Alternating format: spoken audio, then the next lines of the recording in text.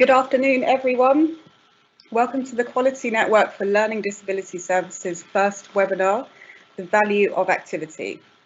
My name's Amy Colwell and I'm the Programme Manager for QNLD, and I'm really pleased to introduce to you our two speakers for the day, Jo Dwyer and Lindsay Mosley.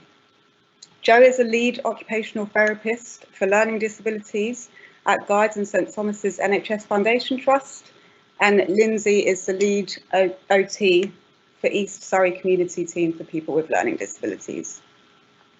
Today, Jo and Lindsay will be talking through some recently published guidance that the Senate produced on activities for people with learning disabilities in isolation in inpatient units.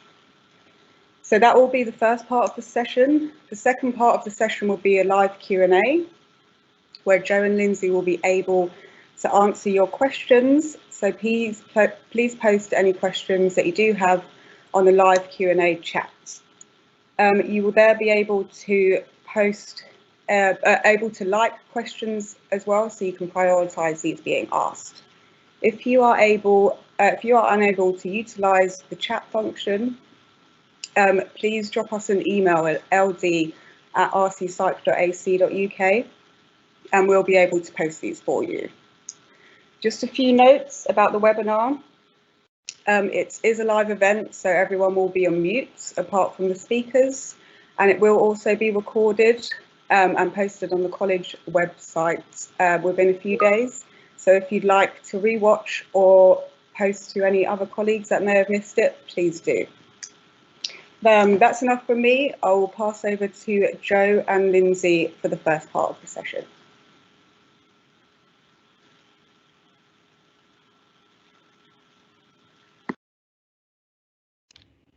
Thanks, Amy. So, hello everyone. My name is Jo Dwyer, as Amy just said. So, I'm just going to set the scene a little bit for our talk this afternoon, and then I'm going to pass on to my colleague Lindsay, who's going to talk a little bit more, and then we'll have some time, as we said, to talk together at the end. So, as Amy said, we were asked to come and do this webinar based on some guidance that was produced through the Learning Disability Professional Senate, which was a request that came from somebody at NHSE asking us for some ideas about activities that people with learning disabilities could access, people who were in learning disability beds and who were needing to isolate because of the current COVID pandemic. So hopefully you'll have seen that resource. If you haven't, you need to go onto the Build website. It's the Learning Disability Professional Senate is hosted on the Build website, and if you go down to the bottom of the home screen there, you can click through a link that says people who we work with, and then you can go through and find this document there. What we thought we would do today is talk about why activity is important and why we as occupational therapists are interested in activity as well, before we talk specifically about any questions that people might have. So, as well as the occupational therapist at Guy's and St Thomas's, I also sit on the Learning Disability Professional Senate representing learning disability occupational therapists, and I do that through a link that I have with the Royal College of Occupational Therapists, and particularly the specialist section for people with learning disabilities. Lindsay is actually the current chair of that group, hence the pair of us have come to talk to you today. So hopefully you'll get some insight into what occupational therapy is, as well as activities as well. When we put this document together for through the Professional Senate, what we did was actually we asked a lot of our members, a lot of occupational therapists who are working with people with learning disabilities, what are you doing? How are you doing it? Have you got any ideas that we could share? And then I collated those together to create this resource. So as much as it's come from the Senate, you'll see that as you look at the resource, there's lots of different references on the page to different services and different individuals who helped to pull that together. So in terms of what we're hoping to achieve today during our time together, we're hoping obviously to think about the value of activity. That clue there was in the title. Why activity is important to us, what it does to benefit our physical and mental well-being, and to think about what's happened recently, with the COVID-19 pandemic. How's that impacted on activities? How's that impacted on the people that you support? And we're assuming that most of you have a role or in some way of supporting people with learning disabilities. So as we've said, the value of these sorts of forums is obviously sharing information, but it's the talking and the working it out from where you're sitting as well. So Lindsay and I are going to talk probably at you, to you, for the first half, and then hopefully the second half we'll be able to all share information together and get some ideas that help us all moving forwards. So why, as occupational therapists, did we take on this role? So hopefully most of you have had some experience of working with an occupational therapist, or will have some experience of working with as an occupational therapist. But just to update you about why, as occupational therapists, we're particularly interested in activity, it's because actually activity is our therapeutic tool.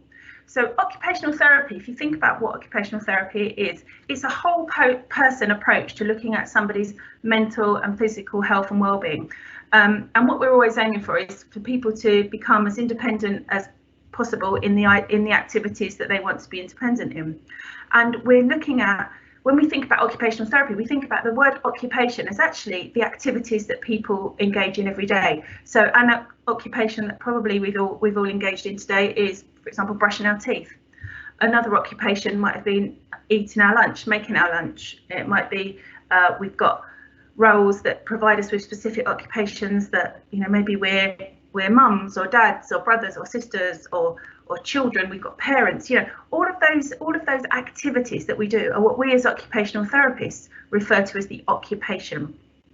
So if you think about as a learning disability occupational therapist, what we're interested in is how does somebody's learning disability impact on their occupations, so impact on their activities that they want to and they need to achieve. So we talk about things in terms of what people want to and need to, because some things actually we just need to do. So we need to get out of bed, we need to get dressed, we need to wash, we need to do the housework, we need to keep ourselves fed and watered, all of those things. And there are other things that we choose to do, and they're a bit more individual in terms of how we spend our work life, how we spend our leisure time as well.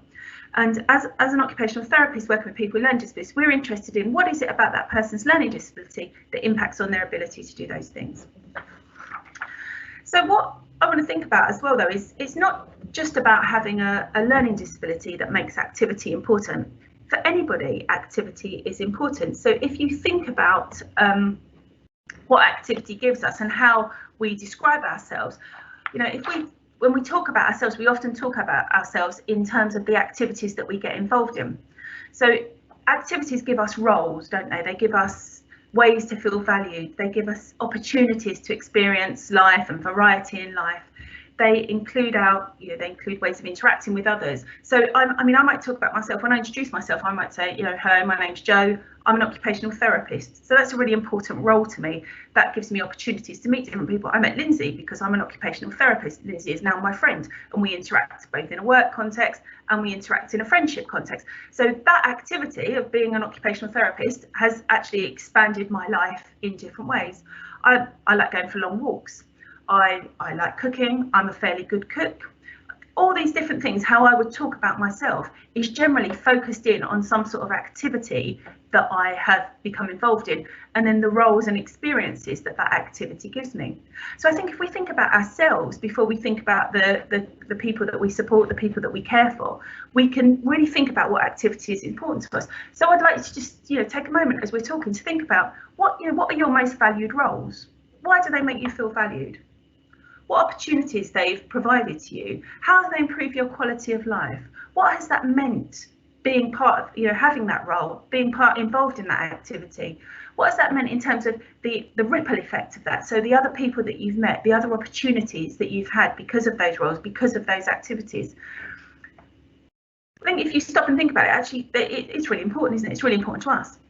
And what we believe as occupational therapists is that those sorts of activities, those sorts of roles, they improve our quality of life, and they're really important in maintaining or improving our quality of life, our health, our well-being, our physical health, our mental well-being, and, you know, our independence as well.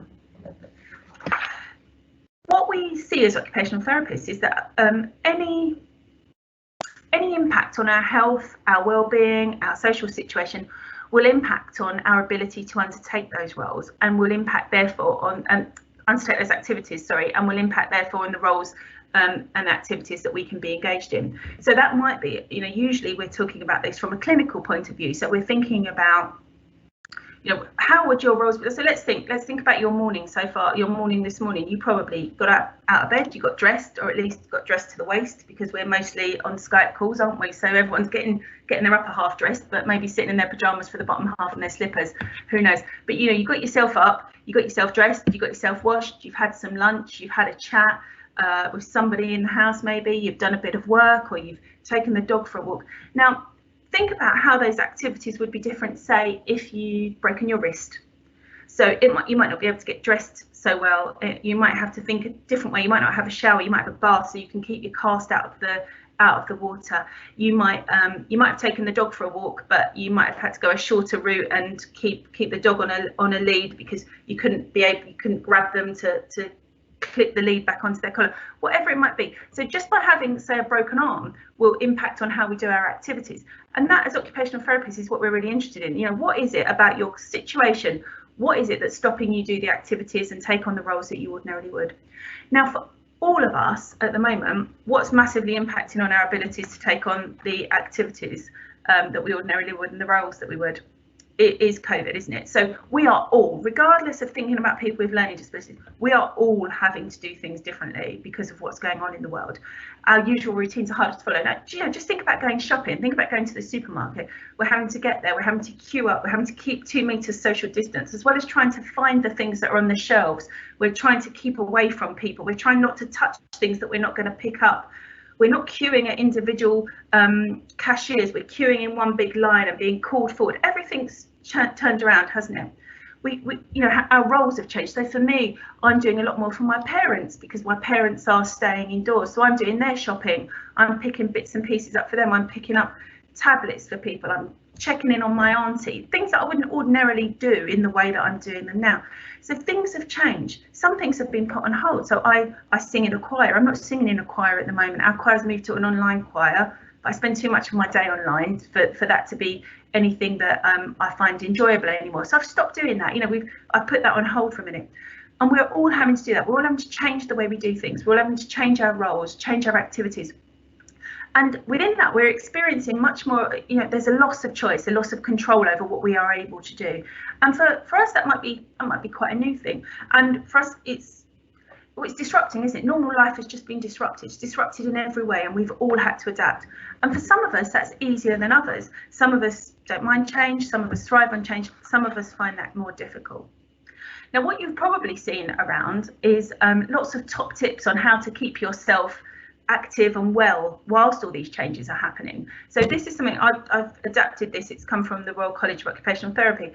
And it's not particularly based on any sort of clinical population as such. It's just based upon people. It's based upon what do we need as people in this current climate to keep ourselves active and well. So we're talking about having a routine, you know, getting up even if we're not getting up to go to work, for example, making sure that we're doing things in the way that we ordinarily would, making sure we're still, you know, we're eating well, making sure we've got a good balance of activities across things that we need to be doing and that we want to be doing. Prioritising what's important to us, setting ourselves goals. You've probably seen these in all sorts of forums. We're talking about this as occupational therapists all the time, regardless of COVID. This is what we're talking about. We're talking to people about how are you having a good routine? What are you spending your time doing? How are you balancing your day? What are your goals? What's important to you? How are you keeping in touch with the people that are important to you? How are you keeping yourself physically fit and well? What's your evening routine like? So as much as this is all going around for everybody at the moment, this is the stuff that we're ordinarily doing on a day-to-day basis with the people with learning disabilities that we're working with. And I just think it's really interesting now that we're all being asked to look at these and think about these activities for ourselves. And it gives us a little insight, I think, into what the people that we support, the people we support and care for go through, really. So in terms of thinking about ourselves, we can definitely recognise the big change that we're having. So I'm going to pass over to Lindsay now, and she's going to talk a little bit about the impact that COVID and the pandemic is having on the people that we work with, the people that we support, and how we think as occupational therapists we can be supporting that better.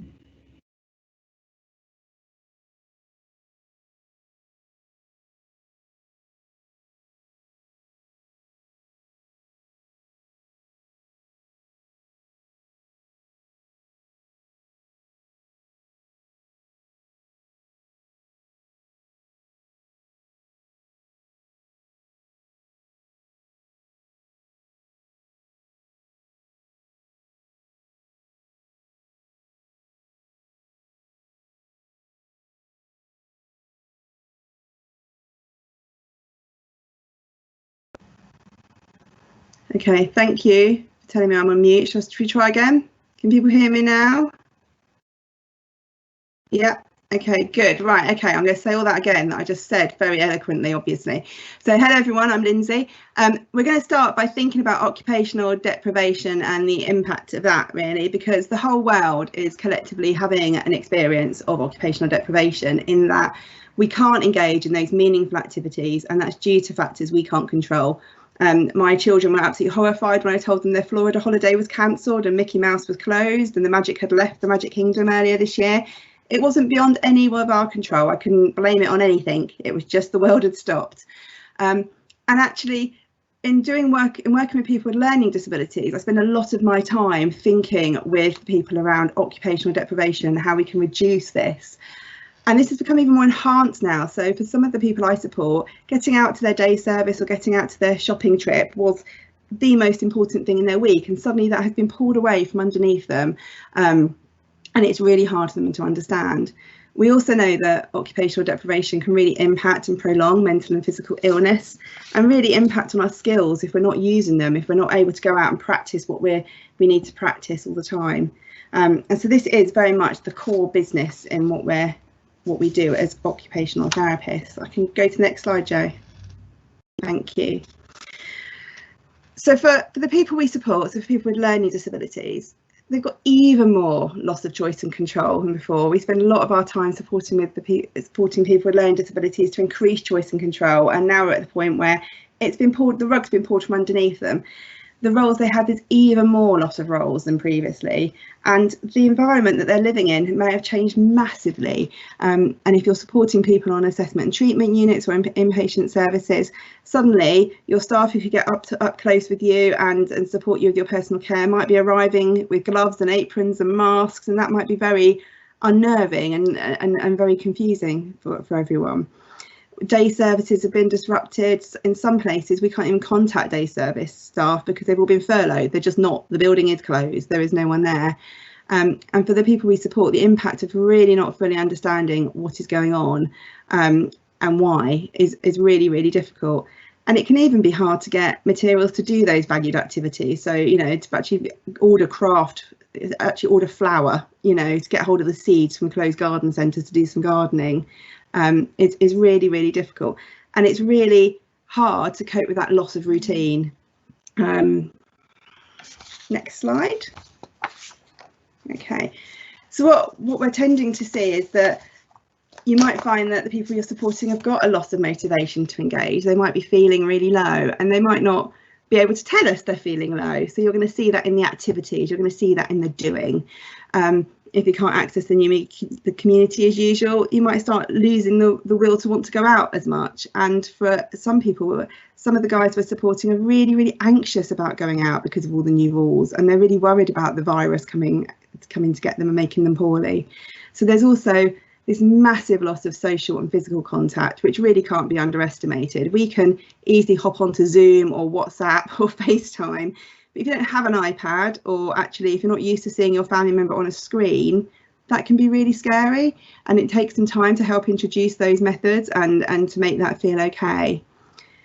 Equally, we've heard of lots of people dealing with loss, significant loss of family members or peers, and when you go back to the day centres, those day centres might not have the same people in them, because there is likely to be some people that unfortunately have passed away from COVID-19. And we've also got families and carers who are very reliant on respite services that are closed, who are now have had people staying at home, you know, their family members staying at home with them. What are we in, week 9, week 10? Not really sure which week we're in now. I've lost track. So, but of Groundhog Day, and that can be really, really stressful for everybody.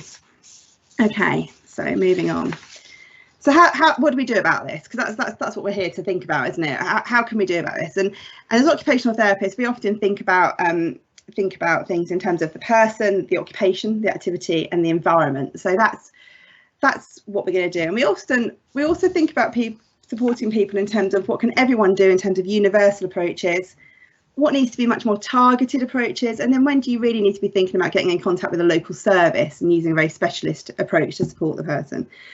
So thinking about the person you're supporting, what roles are important to them? You know, what did they do? What do they do? What do they participate in the house, in the day service, in the college, in the community, and what is most meaningful to them? And how can they be continued in any way, shape or form? You know, whether that's in the house or going up the road to do a little job, posting some letters for someone, or, you know, whether there is some way in which you can continue to support that role in some form. And how can you do that in such a way that they feel safe, secure, and also still have some choice and control? So are there roles that need to be altered slightly but can be maintained to a degree? Or actually, are there new roles that could be developed within the home whilst we're in a new lockdown sort of situation? Okay, next slide. And then the big one, thinking about the activity. So we've been doing a lot of thinking with the people in our service around what can we maintain of that usual timetable? What's the weekly timetable? Has it all gone out the window? Is any of it able to be maintained? You know, people used to go to the allotment with a day service. Can they still access an allotment? You know, what activities in the house can continue? Have you got a visual timetable developed with the person you're supporting on what needs to go on it? And what about the activity is key? So depending on the level of learning disability for the person you're supporting, is it about having an end result, or is it about just the actual doing and experiencing it? Is it much more of a sensory based activity? And therefore there's a lot more creativity that can be perhaps sometimes brought in terms of the actual experience someone has. Facebook, I don't know about everybody else, but I feel like Pinterest and Facebook is flooded with lots and lots of ideas at the moment, and sometimes it's about just trying to think about that person and going on a little hunt for all the activities that we can bring in a slightly different way. And is there something new we could introduce? Is this an opportunity to try a new interest or something slightly different? So thinking about the person you're supporting's interests, their skills and their abilities, and the support needs within that. Okay. So swap shop. So this is quite important, thinking about your swap shop. So for example, if the usual activity is a sports session down at the local day service, or they go out to a local football club on the Sunday and that's not happening, can they do some do some football in a garden? Can they go to the local park with a family member, you know, for their exercise? There's been some amazing Silver Swans type online ballet sessions for older people and some younger people around all different kind of things with seated exercises. There's lots of varying online Zumba classes, things like using your Wii Fit. And we had to dust ours out of the loft the other week for the kids. If your usual activity is the allotment with the day service, can you still visit the allotment? Can you maintain that routine? I know that sometimes you have to get, I think allotments are always allowed to stay open. So is there an arrangement? Can they go with someone else other than the day service staff and carry on with that? Even if it's just to check and water the plants, is there space for a gardening corner or a balcony that you can have some potatoes on and be growing? Arts and crafts activities. I mean, there are zillions of ideas out there. I managed to make a rice sock bunny on Zoom on Attend Anywhere with one of the people I was supporting the other week. I made a little pack and sent it over to them. We both sat there virtually making this craft activity for an hour and having a conversation. And the lift in mood was visible. I could see in the middle of the session of engaging in that craft activity with that individual, how their mood changed and how it lifted, and it was really, really positive for them. Things like a coffee shop. If they used to go to the coffee shop on a regular basis, can they still have a coffee in the kitchen, but maybe plan a Zoom session or a chat session with whoever they might have met in the coffee shop? Can you, if you're in a shared home, can you have a coffee shop corner in your environment and see how you're doing? And with daily exercise, how can you plan those regular motivating walks, or can you turn it into nature walks? Where are the local parks? Are people able to get out as much as possible? Okay.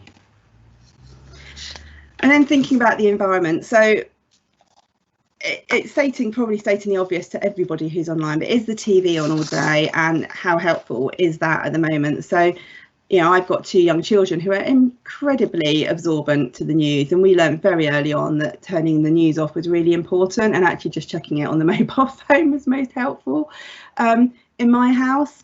And actually, some people want to be on the news, and that's fine, but how helpful is it if the news starts repeating? Is it useful to keep it on repeat, or do they listen to the news for the first time and do we then negotiate that maybe it's best to try and do something else and move on to another activity? Because if anxiety is increasing, that can be quite unhelpful. Making sure that there are plenty of opportunities for social interactions in the day. I think there is a tendency, if people aren't going out, there might be a tendency to expect people to self-occupy, and that's something that can be especially hard if you have a learning disability. So you do need to be thinking about increasing the contact time and offering more frequently, and trying to not spend all the time in one space of the house. So currently I live in my bedroom. I feel like I work in my bedroom. I feel like I sleep in my bedroom, and so actually I have to really consciously move out of my bedroom at lunchtime and go out for a walk outside. Are we doing that with the people we're supporting? Are we making sure they're not all just aren't sat in the lounge all day, or are coming out of their room, or are getting out? Are we breaking the day into chunks of time by environment as well as activity, because that can be really critical. And if there's the ability to do visual timetabling with the person you're supporting, to really try and get creative and involve the person you're supporting in all of this work, and that's absolutely key as far as possible. There's been some amazing social stories produced that are out there, and some of those are part of the Senate documents that have come through, and there's amazing videos and varying things online, and methods of trying to support. Next slide. One way of thinking about this is to break things down into areas of self-care, domestic activities and leisure activities. So timetabling doesn't all have to be about the leisure. It can be about thinking about almost an active support approach through your day. So how involved is the person you support in their morning routine? Can they be more involved? Is there an opportunity to do some skills building? How involved is that person in going through their day in terms of their breakfast activities, their household chores, and who carries the bins out and things like that? Who carries the shopping in if they're not shielding and they're able to do that? Can shopping be carried through the house? Those kind of things. Okay. Next slide. So moving forward, we've got to start thinking really about transitions back and the new normal. So as we're on this, government's calling it easing, I believe, easing of restrictions. The rules are going to start moving, aren't they? So we've had this period where we've been able to really clearly say to people, no, we can't go out more than once a day, unless you really absolutely have to, or it's part of your care plan. And now it's where you can meet one person outside. We need to start thinking about how we manage that in a really supportive and constructive way, where we keep activity, I feel, central to what we're doing. It's really never been more important in terms of keeping a focus on preventing long-term isolation and deprivation. We know it's going to be a while before we can all just go into our local supermarket without queuing. We're going to be queuing for a while yet. So how are we going to help the people we work with and the people we support upskill? How are we going to help them to understand that need? How are we going to work out the best time of day to go and do those tasks, so that we don't fall into a hotel model moving forward? And I feel, for me, that's the risk, that we need to be thinking about positive risk taking and how we can help the people we support be part of society in as safe a way as possible, for them, and for them, and so they understand that actually maybe the new normal, it's not quite going back to what it was before, or certainly not for some time. And that's our next challenge, really, I guess, as occupational therapists, all of us really together, to think about how we support that moving forward. Okay, so that's kind of our whistle-stop tour of the value of activity. Thank you so much, Jo and Lindsay, for your presentation. I think some fantastic food for thought for everyone, really, and it's really interesting to hear of all the creative ideas that you and I'm sure other services have been coming up with. I'm keen to hear more about the rice sock too. I think we have a few questions for you, so I'll read them out. I'll start from the top. So Jo, I think this was posted as you were speaking. So it's from Anonymous, and it says, hello, when you say roles, do you refer to roles the individual plays in his or her job, family, society, or all of them? And are these as these may be different, and restoration of one may lead to that of the other? Oh, we're muted. I keep every day of my life somebody says, Jo, you're muted. It's my thing.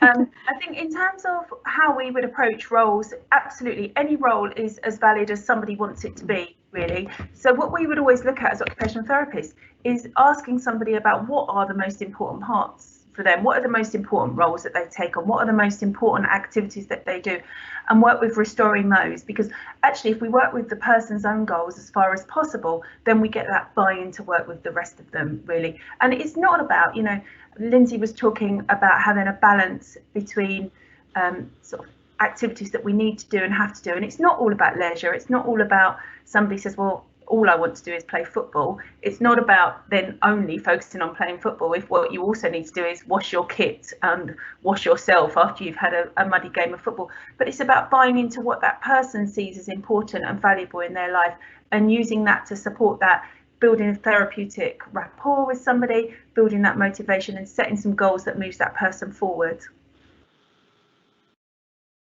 Fantastic, thank you. So the next question is from someone called Nuds, and they've asked how the best way to explain to a person with LD about COVID-19, how to reassure them. Any tips, please?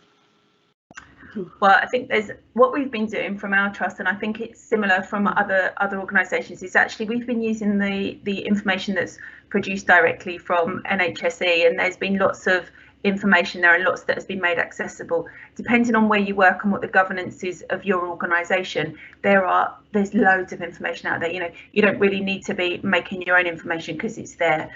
All sorts of organisations have done it. Photo symbols, if you use photo symbols to make things accessible, they've got posters that you can use. What I would say is you just need to be careful about what that person's understanding is, and just checking in that that person's understanding fully and is okay with the information that you're providing them with. Because as we were saying, you know, having the news on is stressing a lot of us out, and we can understand that. I can understand most of what's on the news and make my own rational judgments about that. We just need to be making sure that any information that we're sharing with people with learning disabilities that we support and care for is pitched at a level that they understand, and that at the end of our conversation they're confident with what that means to them, and they're happy in terms of their mental and emotional well-being of where we've left that conversation. Thank you. So Steve from Ireland has asked, where can I get modified OT resources where there is no OT services? Tricky, isn't it?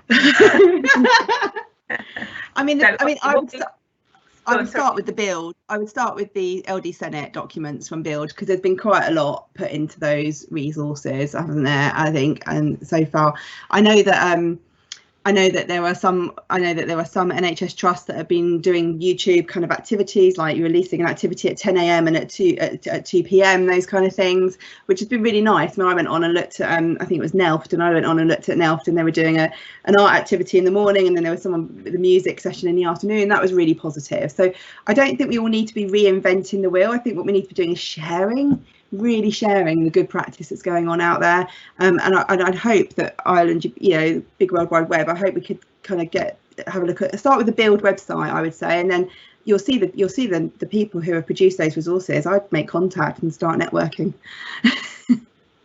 And advocate for some OTs as well. Absolutely. Yeah. So we have a question from Kath Bright. Do you have any thoughts about coming out of lockdown for the small proportion of people with LD who are benefiting from the lockdown in terms of demand avoidance? And the second part, how can we avoid the increase in anxiety that returning to normal activities may bring?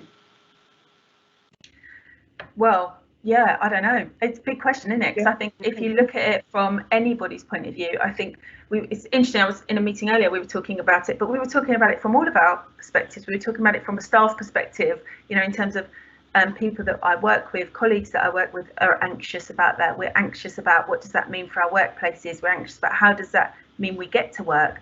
And, you know, it's everybody that's going to be impacted on that, isn't it? And absolutely, we're already starting to think about what does that mean for people who actually have said, quite, you know, this suits me, actually, There's no demands. I'll stay indoors. There's nobody asking me to do things that I don't want to do. And the honest answer is, I think I don't know what the answer is to that, because I think that's going to depend on what the directives come from the government as to how we can ease that, and therefore how we can grade that return to whatever normal may or may not be. I know that I did say at the start, I sit on the LD Senate, and we have had a trust contact us who are already starting to put together some information about what support people might need to return to whatever that normal becomes. And we're certainly looking at that from the LD Senate to think about how do we support that trust to share that or endorse that through the LD Senate. So I think what you will see is at the moment there's been loads of information out about what do we do once we're locked in. I think what we'll move to is how do we stop being locked in anymore? I don't know if you've got any other thoughts, Lindsay. I think that's quite a hard one to answer. No, I think, yeah. I mean, I think it will really depend. I think it's going to be those small, almost those baby steps back out, isn't it? And I think actually there's an awful lot of people without learning disabilities who are going to need those baby steps going out on social media. I see a lot of my kind of friends thinking about not wanting to go back out again, and very worried about going back out. So I think if you've got demand, if there's an element of demand avoidance, and actually life has suddenly become a lot more straightforward because the demands have been removed, we're going to have to think really carefully around that individual kind of person-centred plan, and the best ways of nudging people forward. And I quite like using the word nudge, because I think it's not about dragging people out and saying, right, come on, it's all started, you're back to your day service and off you go to respite. I think it's going to be that nudge and trying to go alongside that person and look at their motivations. I guess if I was thinking about it in terms of occupational therapy terms, I would be thinking about their volition, so their motivation for doing, and how you could tap into that and work with that whilst managing to keep somebody quite regulated in that process. So yeah. So the next question is from Natalie. Do you have any suggestions about how to approach when someone refuses previously preferred activities? And I have a few patients with autism who are very compartmentalised in what they expect to do and where they expect to do it. Thanks. Yeah, I think when people, everyone changes their mind, don't they, in some respects. So I think about things that I used to do and things that I do now, and that's okay. Some people move on and some people have different interests. What I tend to do when people have stopped, I mean, if it's different, if it's somebody who is ordinarily really enjoyed something and then they stop doing that, then obviously you'd want to communicate with them on whatever level we can and try to get a narrative about why that is, what's happened. Maybe make some observations yourself about what might have triggered something. Has there been something aversive that's happened the last time somebody did something? Sometimes it's just that people have got out of the swing of things. Sometimes it's about presenting that activity in a slightly different way, thinking about what was it about that activity that person enjoyed, and can we swap something else in for it? Can we think about what part of that activity was the real motivator? So was it the doing of that activity? Was it that actually what happened when you really think about that activity was that they got to chat along with somebody who they really enjoyed, and actually they don't get to chat to that person, so the activity was always irrelevant. It was the social interaction that they liked. Is it that they like the end part? Is it that they enjoy making something that then they can share? So thinking about what is the intrinsic motivation of that point, of that activity, I think I would be doing. And if I couldn't quite work it out, I'd just be trying some things. I'd be thinking about doing some activities alongside somebody with no expectation for them to join in. So I've been doing things with somebody I've been working with recently where we've just been, turning up. We know that this person likes art and crafts, so just doing a bit of colouring, talking about colouring that we're doing, and then somebody might join in and pass you a pen. Somebody might start talking about the picture that you're making, and just seeing, is there an interest there, and why is it that that's changed? In terms of people who have people who are autistic and will compartmentalize things, I mean that's tricky. It takes time, and it's maybe, to use Lindsay's phrase, it's about nudging people along. It's about I talk to people about supporting people to understand the end point of an activity and working back, so that if you're somebody who finds something new really challenging, but you would really enjoy the end point of that activity, then demonstrate that end point. So for example, if somebody really likes, I'll pick something really simple. So somebody really likes Marmite on toast. won't engage in making their breakfast or doesn't want to engage in making their breakfast, but actually has the skills to be able to do it. What I would start with is having the toast cooked, the toast toasted on a plate, spread with butter or whatever, and then the person's just putting the Marmite on. So actually what they realise is that last point of putting the Marmite on gives them the Marmite and toast that they really like. It's quite motivating, and then taking it a step back each time. So sometimes starting at the end point of the activity can be more motivating than starting at the start with all the unknowns of what that might be. So giving somebody a result quicker, if you see what I mean. And I guess just to add into that, I think quite often if somebody's really struggling with compartmentalising ideas because they're autistic, it can be about not being able to have the idea of what that end product might look like. So it's about being able to, like you say, demonstrate that and backward chain it, and it's about bearing in mind that that might be an intrinsic challenge to that person. So not assuming it's, what am I trying to say? I guess it's about understanding that they might not be able to do that planning and the execution piece, and you might have to be scaffolding that in quite a careful way to encourage that engagement. Okay, so we have more of a comment, but I'll read it out anyway, from Jane Lewis, saying, "Hi, thanks ladies. Down here in Plymouth, we are doing a similar thing. We have developed a staying well at home pack and keeping calm packs, and we'll be looking at developing craft groups using tablets and laptops. And I like the idea of swap shop too." Jane, hi Jane. From old. Hello. So the next question is from Anne, who is a speech and language therapist. As a speech and language therapist, the idea of engaging with someone in a joint craft activity would be a useful way of interacting from a distance and observing or assessing at the same time. So Absolutely. Again, more of a comment than a question.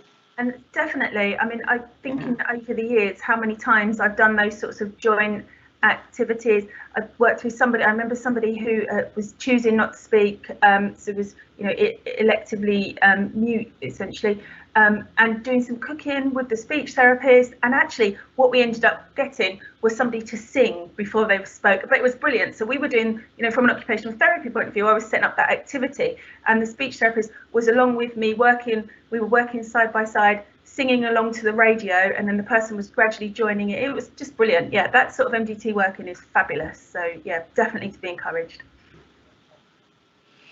So the next question is from Daniel Adams. There have been so many helpful resources produced, it's difficult to keep up, which I'm sure everyone can relate to.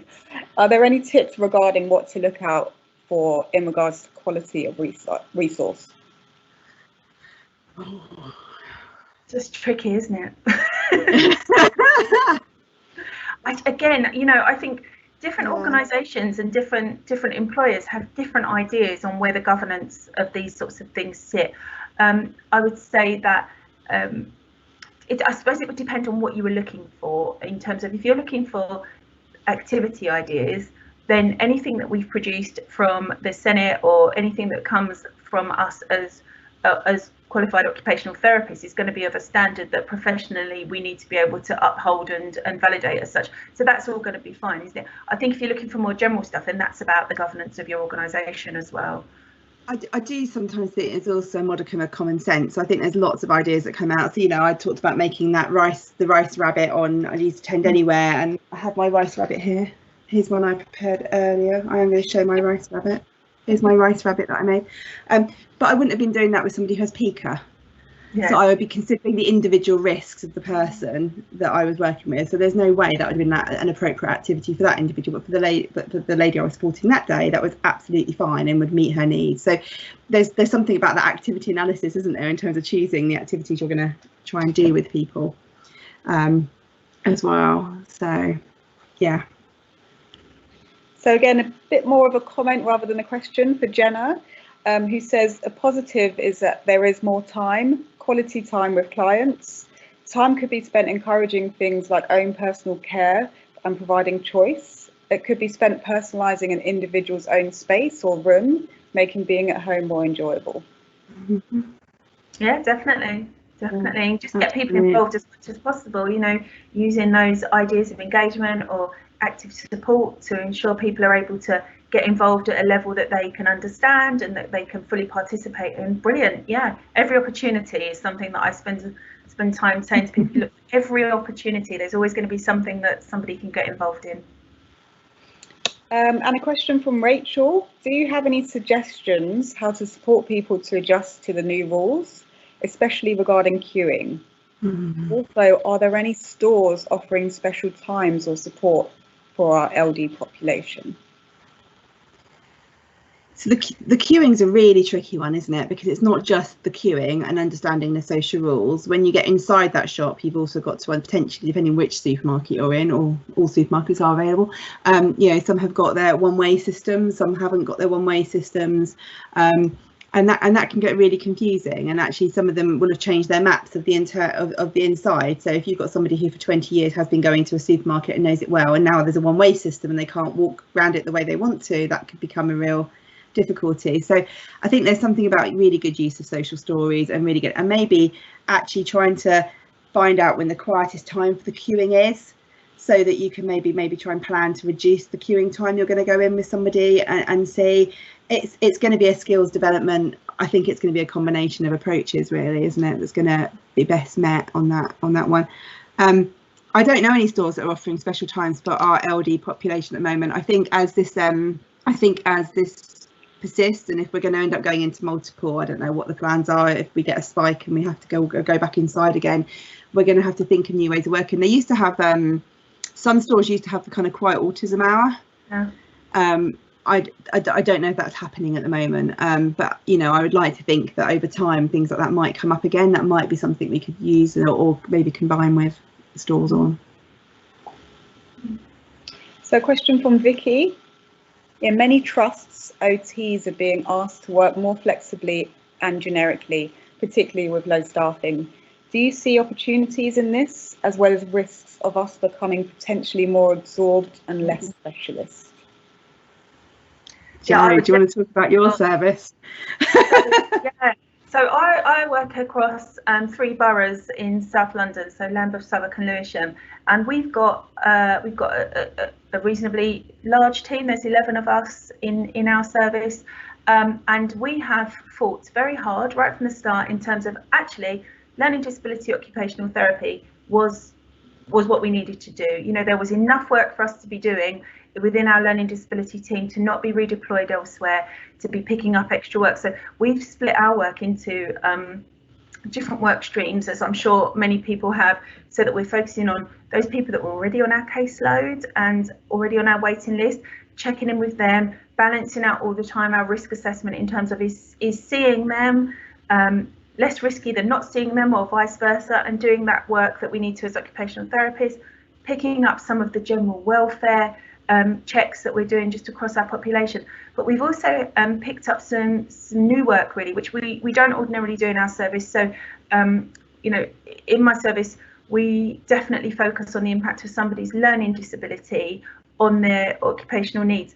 And as well, you know, some people might also have neurological needs. They might also have physical health needs or sensory health needs, and we certainly work with them. But we advocate for those specialist services to work alongside us. If somebody's got an additional physical need, then there'll be a specialist service working alongside us, and we'll be focusing on the person's learning disability and ability to access that service. But what we have been doing is actually doing quite a lot of work into supporting the hospital teams, but we've been going in as learning disability specialists. So we've been going into support admissions and handover, and we've not been doing this just as occupational therapists. It's mostly been something that we've been doing jointly with the physiotherapists and also with our speech and language colleagues as well, predominantly. But we've been going into the hospital, making sure that the teams in the hospital are equipped to support somebody in consideration of their learning disability. We've been following people up when they've been coming out of hospital. We've been doing lots of that work, and actually that has been incredibly valuable and valid, and the inpatient teams have really thanked us for that extra support. So rather than, I've heard of other teams where people have been absorbed into other sorts of services doing more generic roles, but actually we've been able to demonstrate locally that it was really important to keep us being learning disability specialists. And I you know, that's what I believe we should be, really, because I think otherwise who else is going to be waving the banner for our guys, really. So we also have a comment going back to the supermarket issue we were discussing a moment ago from Anonymous, but they say our team is also looking at making a credit card sized notice for staff in supermarkets so they can access stores during the vulnerable opening times. We also write letters for service users so they can provide, which they can provide to authorities if going out and about. Right, yeah, and that's I think fabulous. there's real merit in that. Again, in local services, our mental health colleagues have been producing sort of little lanyards that explain, you know, people are happy to wear them and share them, or keep them in their pocket and share them, that say things like, you know, I have autism, I might find this more difficult, this is how you could help me, for example. I think those things, if people are happy and able to use those, I don't see why not. I think, you know, there are services I know that have really good relationships with local shops and things like that. I think those sorts of reasonable adjustments can continue to be worked out, can't they? And I think the idea of using those quieter times when there's hours dedicated for NHS staff or care staff or other key working staff, I think that's a great solution if you can organise that, definitely. So another question and comment from Anonymous. So I really like the idea of one-to-one sessions over webcam, and this would work well with backward chaining you were speaking about.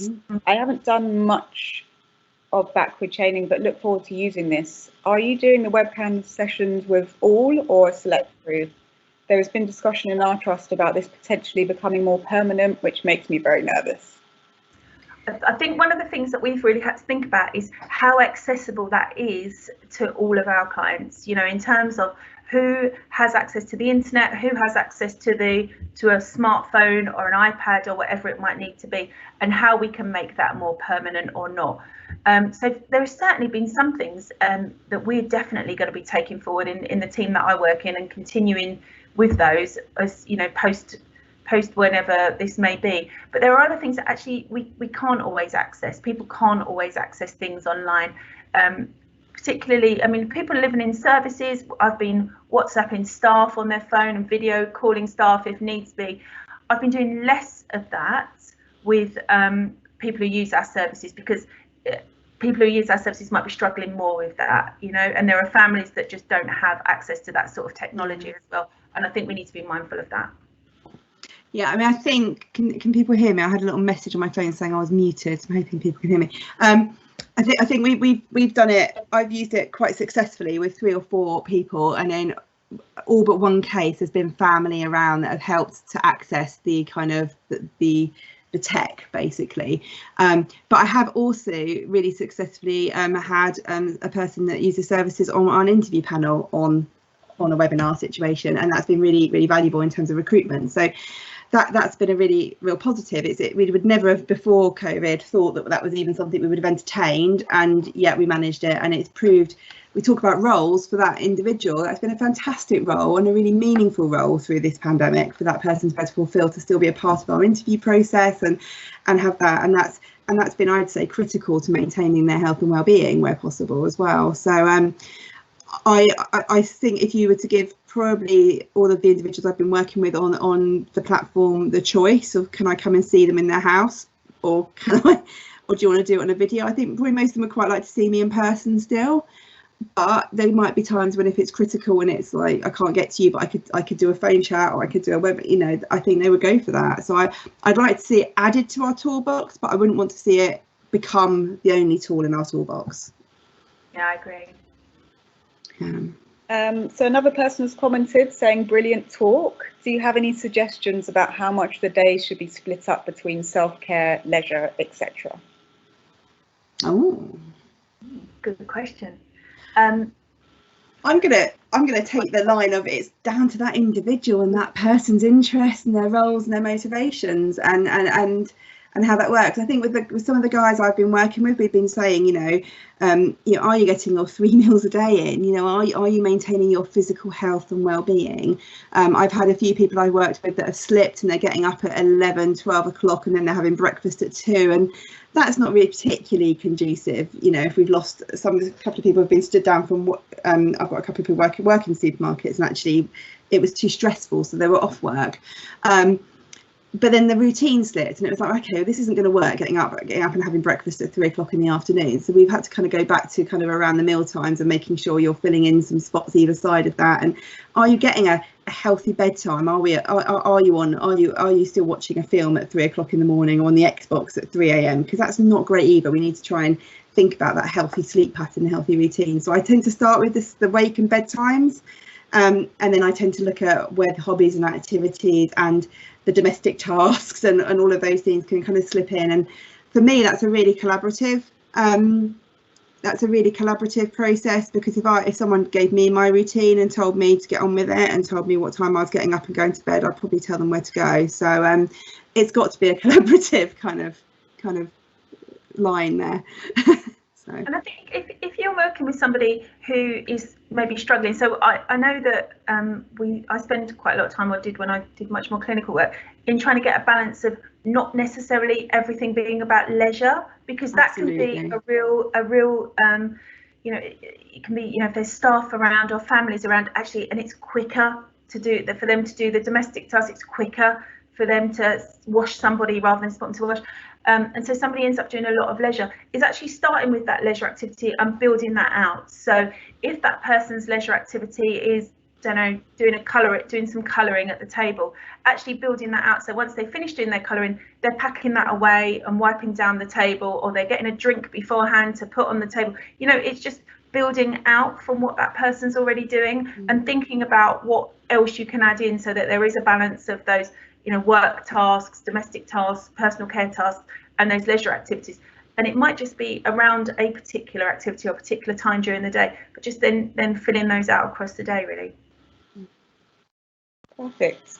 So I think we've got time for one more question, which is on PPE, from Wendy Ruck.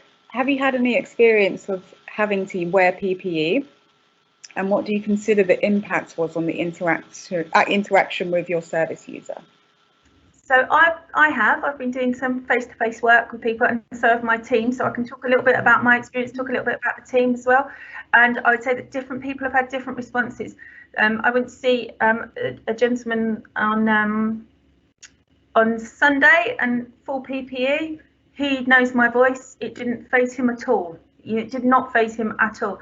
We've got somebody else who actually wasn't able to access rehab in the hospital because of a fear and an anxiety around PPE. And what that meant was that person, every time somebody approached them, because they've been in with both of these people have been in and since been discharged, having had COVID. But this other person, every time somebody approached them in the hospital in PPE, actually they would tell them to off in no uncertain terms. And so people did.